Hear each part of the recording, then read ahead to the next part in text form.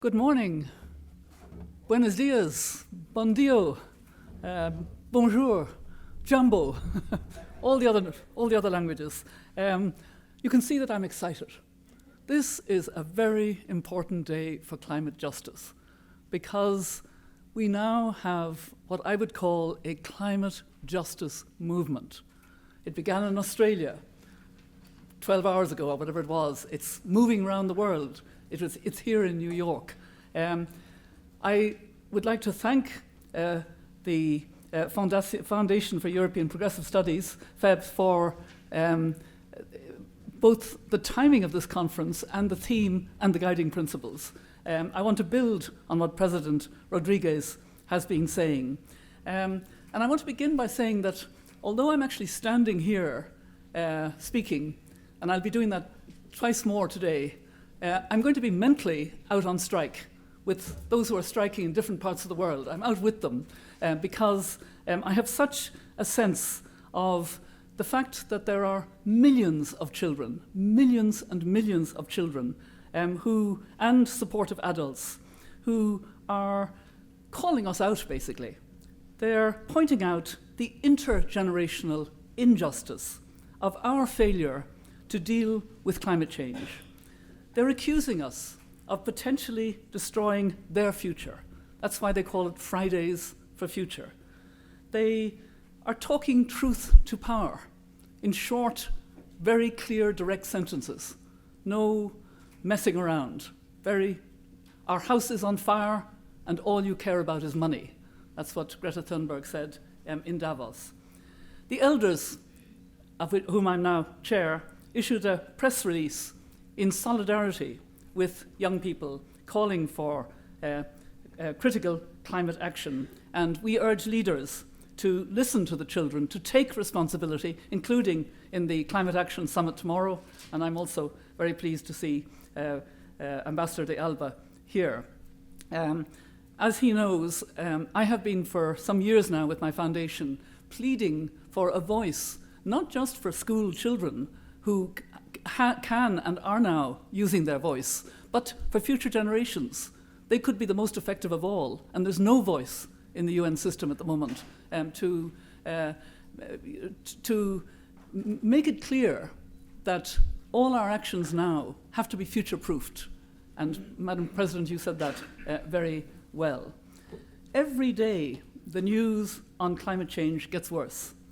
On the 11th of May 2019, scientists at the Mauna Loa Observatory in Hawaii, which has tracked atmospheric CO2 levels since the late 1950s, detected 415.26 parts per million. The last time Earth's atmosphere contained this much CO2 was more than 3 million years ago, when global sea levels were several meters higher. So we're not talking anymore about climate change. We're using the words either climate crisis, climate emergency, climate breakdown. We have to inject that real sense of emergency. But we don't have to reinvent wheels. Let's go back to 2015, when I actually had the honor of being the special representative of the Secretary General on climate change. And I observed the frameworks that were being negotiated that year. In September, 193 countries negotiated the 2030 agenda with its 17 sustainable development goals. It's a good package, maybe particularly good because countries knew when they were negotiating that it was voluntary. They could pick and choose. So they weren't watching it quite so closely, and we were able to come to that. They were able to come to that agreement. And then we worked towards the Paris Climate Agreement in December, and I was even more focused on that. It was to be a treaty. It got weaker as we went forward, but thanks to the small island states, the least developed countries, the Climate Vulnerable Forum, indigenous peoples, we got the 1.5 to stay alive. We got the new goal, newly articulated goal of staying well below 2 degrees and working for 1.5. And that was the importance of it being necessary to ask the scientists to explain what this meant. What's the difference between 1.5 degrees and 2 degrees? And if we have to, how do we stay at 1.5 degrees? And that was the report last October. And I'm simplifying, but in essence, what the scientists said was there is a great difference between 1.5 degrees and 2 degrees. Essentially, in that time, bad things happen. The coral reefs will probably disappear. The Arctic ice will more or less disappear. And the permafrost will melt even more than it's already melting and send up not just carbon, but methane, which is, as you know, much more dangerous. So that was one report. And then we had the report in May of this year on biodiversity, the loss of biodiversity and the potential extinction of 1 million species. And I believe that as a consequence, we can no longer afford to regard the 2030 Agenda and the Paris Climate Agreement as voluntary, as pick and choose, voluntary or more or less voluntary, and a matter for each member state to decide on its own. Instead, the science has made it clear that the full implementation of both has become imperative in order to secure a livable world. And this requires a change of mindset at the global level. It means that the governments who've been reporting in a voluntary way to the high-level political forum on the goals that are set out have to do it much more seriously, have to measure and have to tell their people they're doing it. What is astonishing is governments have been reporting to the high-level political forum and very, very few people in their countries. I'm speaking about Ireland. We reported last July. Nobody in Ireland talked about it. It wasn't a subject. So that's wrong. We shouldn't have reporting by governments on the Sustainable Development Goals without it being a completely informed and accountable process at home, reporting then to the UN. Similarly, we're going to have the increase in ambition of the nationally determined contributions. People know that we have to get more serious about climate, but they don't know in detail. The governments don't talk about their nationally determined contributions to their populations. That has to change. We've got to make this something much more significant now, because the other thing that the Intergovernmental Panel on Climate Change, the other question they answered was, if we have to stay at 1.5 degrees, which they said was highly recommended, how do we do it? And they called for a 45% reduction in carbon emissions by 2030. They said it was doable if we had the political will. Now we know that carbon emissions have gone up, so how is it doable? It's only doable if we make those two frameworks imperative, binding, and measurable, and enforceable in some way. And how do we get that political will and the sense of global solidarity? I believe it is through this emerging movement of climate justice, putting pressure on governments and on business, particularly the fossil fuel industry. It's very heartening to see women leaders stepping forward. I've never seen such commitment of women leaders, taking charge, taking responsibility, and wanting to be involved. The school children, as I've mentioned, are striking, and young people are making their voices heard as never before. Some, such as Extinction Rebellion, have taken to peaceful protest.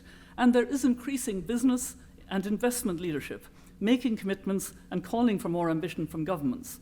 The importance of this growing climate justice movement is that it will call for a just transition, part of the guiding principles, to a world powered by clean energy and climate actions that fully respect human rights. Workers in coal, oil and gas won't be left out, and priority will also be given to reaching the 1 billion people who still lack electricity and the 2.3 billion, mainly women, who cook with charcoal, wood, peat or animal dung and ingest indoor air pollution that kills millions each year. We have the off-grid lights, we have the mini systems, we have the clean cook stoves that can transform the lives of a significant portion of our world and enable them to take themselves out of poverty. We just need a moonshot approach. We need to prioritize reaching the furthest behind first, as the 2030 Agenda says. And I think what is needed is that people from all walks of life have to commit to 3 steps. And I'm asking you, particularly in this room, to commit to these 3 steps. Many of you will have committed already. The first is to make the issue of climate change personal in your life. It's that important. Make it personal in your own life and do something to reduce consumption emissions, such as energy conservation, better recycling, or a change in eating habits. And I've become a pescatarian. I don't eat meat anymore. Having done this, the second thing is to get angry and take action. Get angry with those who have much more power but aren't using it and are not being responsible. And that's governments at all levels, including cities and towns. It's business, especially fossil fuel business, agribusiness, transport, etc. And then take action by using your voice and your vote, and by supporting organizations involved in conservation issues or climate change advocacy. And actually, this helps to reduce your climate anxiety. I'm meeting more and more people, especially young people, who have a high level of climate anxiety. Getting active is the way to reduce that. And the third step is probably the most important, and I don't think we talk about it enough. We all need to imagine this world that we must be hurrying towards.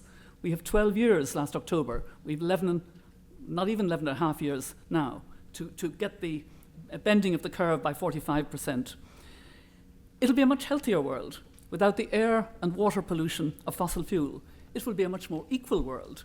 And because we will have implemented the 2030 agenda and everyone will have access to clean energy, we will have much more solidarity. We'll have to show that solidarity, so it will be a world of deeper human relationships at all levels. And it will also be a world of the circular economy, no waste, consuming less, and valuing more. I was delighted with the video that we had at the very start, setting out the 5 guiding principles that this conference is endorsing, and I certainly strongly endorse, because of the humour. We're bad at communicating climate change and the impacts of it and the emergency of it, and we need to do it with more humour. That's why I have my podcast called Mothers of Invention. I do it with a young Irish woman. She was 8 years old when I was elected president, and half the fun is she's half respectful towards me, and she's very funny because she's a professional comedian here in New York and has done lots of podcasts and has made a film, and she's really very good. And our byline is that climate change is a man-made problem and requires a feminist solution. And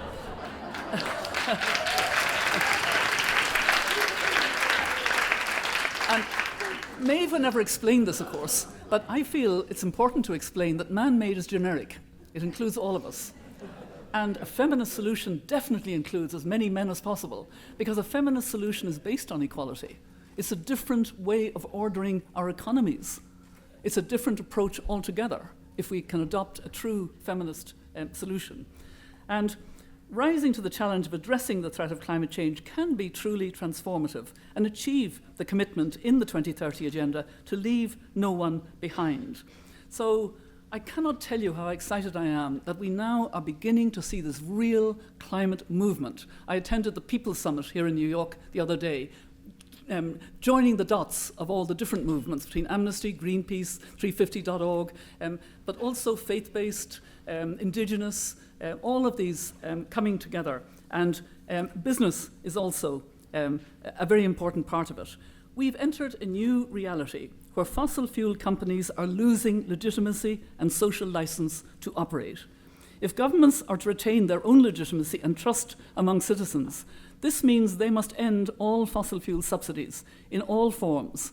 So coal and other hydrocarbons are kept in the ground and resources are invested instead in clean, renewable energy sources and green technologies. I've seen with my own work with the B team of business leaders, I'm an honorary B team member. I'm not a businesswoman in any shape or form, but I'm a kind of conscience, I think, like Sharon Burrow. And the B team have committed their companies to have net zero greenhouse gas emissions by 2050 and do it the climate justice way with just transition. They did that actually before Paris, and they continue to work together. But business leaders must also speak for a regulatory environment that protects all human rights, one that holds them accountable for their actions as well. They must also do more to be transparent and accountable about their own activities, including their roles in partnerships to implement the Sustainable Development Goals. We don't want blue rinse or green rinse or whatever kind of rinse we want to call it. We want genuine change and commitment. We want genuine climate action to be committed to at the summit. I want to just finish with a brief anecdote about the privilege of being last June at the second dialogue at the Vatican on the energy transition and care for our common home, which included executives, top executives from among the world's leading oil and gas producers, global investors, scholars of climate science, and high-level representatives of the academic world. And in his address to the group, Pope Francis said, and I want to quote him briefly, Your meeting has focused on 3 interrelated points. First, just transition. Second, carbon pricing. And third, transparency in reporting climate risk. These are 3 immensely complex issues, and I commend you for taking them up. Dear friends, time is running out. Deliberations must go beyond mere exploration of what can be done and concentrate on what needs to be done. We do not have the luxury of waiting for others to step forward or of prioritizing short-term economic benefits. The climate crisis requires our decisive action here and now, and the Church is fully committed to playing her part. So the Pope's leadership on care for our common home reminds us that faith groups must also be part of this growing climate justice movement. So let me end from the heart in thanking the children and the young people who have called us out, thanking them for making their voice heard, starting with that 15-year-old that I watched in a little photograph of her outside the Swedish Parliament, Greta Thunberg, and all the other children and young people that are insisting that they are determined to have a future, Fridays for Future, and they want to call us out. This morning, I had a lovely text. I happen to be an Irish grandmother with 6 grandchildren of our 3 children, and they range in age from 15 to 2. And I got a text of my 2-year-old, little girl Zoe, and she's got a placard that says, "Don't burn my future." And I thought, that's it. That's the movement we want. Thank you very much.